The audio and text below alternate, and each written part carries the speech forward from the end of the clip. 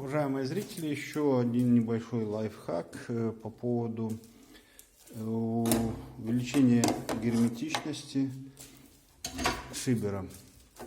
Шибер, получается, у меня был с зазором. Зазор где-то в районе от полсантиметра до сантиметра. Был взят, получается, шнур асбестовый, 14. Опять же взял герметик, который я вам уже показывал. Герметик Пиносил у нас стоит в районе 9 рублей. На данный момент это что-то в районе, там, не знаю, 4, наверное, долларов. Герметиком промазал, разрезал, насадил одну половинку с одной стороны, не знаю, хорошо видно, нехорошо, и со второй стороны. С одной стороны клеил сверху, с другой стороны снизу, потому что шибер работает вот так. Тут есть специальная ручка,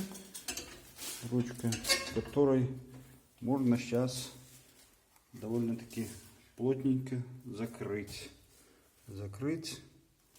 И получается, когда уже будет перегоревшие все дрова, будут полностью красного цвета, дыма выделяться не будет, можно, получается, закрыть для того, чтобы максимально сохранить тепло в помещении, чтобы оно не уходило вот в эту трубу.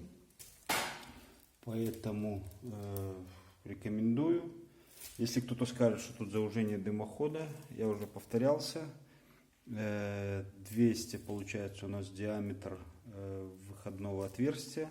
Производитель допускает уменьшение зазора на 10%, то есть на 2 сантиметра. Получается